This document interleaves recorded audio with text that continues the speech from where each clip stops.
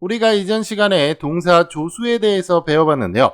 이번 시간에는 다른 의미를 가진 동사 조수를 한번 배워보도록 할게요. 달린다라고 하는 표현을 달려야만 한다, 멈추다를 멈춰야만 한다, 떠나다를 떠나야만 한다, 이런 식으로 표현을 할 수가 있겠죠. 이것은 보시면은요, 동사에다가 당연함의 의미를 추가해 준 것이라고 할 수가 있습니다.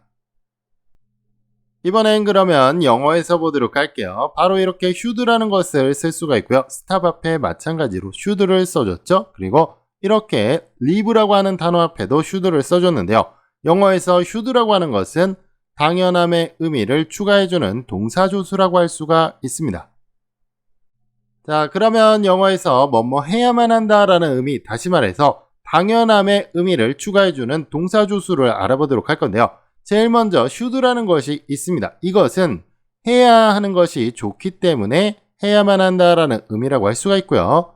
이렇게 must라고 하는 것도 있습니다. 이것은 아주 당연하기 때문에 그것을 해야만 한다라는 의미가 되고요. 그리고 이렇게 have to라고 하는 것이 있는데요. 이것은 약간 강제적인 의미가 있습니다. 그래서 어쩔 수 없이 해야만 한다라는 의미가 됩니다.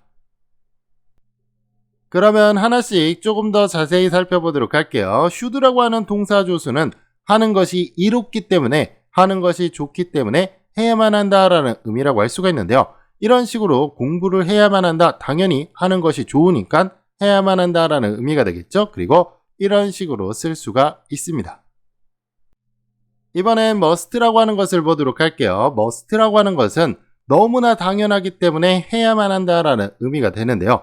의심할 여지가 없이 당연하다라는 의미가 됩니다. 그렇기 때문에 must는 두 가지 의미로 사용이 될 수가 있는데, 첫 번째로 어떤 행동을 하는 것이 아주 당연하다, 그러니까 뭐뭐 해야만 한다라는 뜻이 되고요. 그리고 어떠한 상황 같은 것이 당연하다라는 의미에서 분명하다 또는 틀림없다라는 의미가 됩니다.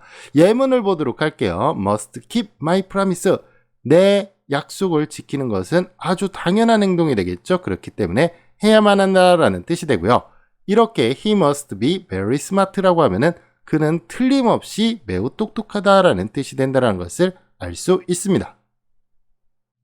마지막으로 have to라고 하는 것을 보도록 할게요. have to라고 하는 것은 강제적으로 어쩔 수 없이 해야만 한다라는 의미가 있는데요. 자, 여러분들이 회사에 들어갔다라고 생각을 해보세요. 그러면 여러분들이 돈을 받기 위해서 하루에 8시간을 강제적으로 당연히 일을 해야만 하겠죠. 이러한 경우에 have to를 써야 한다라는 것을 알 수가 있는데요.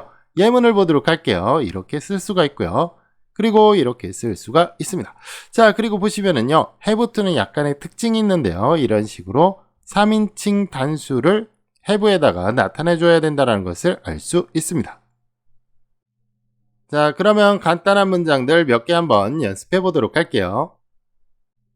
첫 번째 문제 해보도록 할게요. 당신은 도서관에서 조용히 해야만 한다, 이렇게 되어 있는데요. must라고 하는 동사 조수를 써야겠죠. 그러니까 이렇게 비동사 앞에다가 동사 조수를 놓고요. 비동사 a라고 하는 것은 원형으로 바뀌어야 되겠죠. 그래서 a라고 하는 것이 이렇게 be라는 형태로 바뀌고 있다는 것을 알 수가 있습니다. 다음 문제 해보도록 할게요. 자는 코트를 입어야만 한다. 이번엔 have to라는 것을 써야 되는데요. 마찬가지로 동사 앞에다가 써줬는데 잔이 3인칭 단수니까 have가 아니라 has로 쓰고 있다는 걸 알 수가 있겠죠. 그리고 뒤에는 동사 원형이 나오는데요. 동사가 3인칭 단수를 쓰고 있었는데 이렇게 원형으로 바뀐다는 걸 알 수 있습니다. 다음 문제 또 보도록 할게요. 이번에는 should라고 하는 동사 조수를 쓰는데요. 이렇게 should라고 하는 동사 조수를 동사 앞에다가 놓아주면 되겠죠. brush라고 하는 것은 당연히 동사 원형이니까 지금 위에도 마찬가지로 원형이 쓰이고 있다는 것을 알 수가 있겠죠. 그래서 변화없이 그냥 동사 원형으로 써주면 됩니다.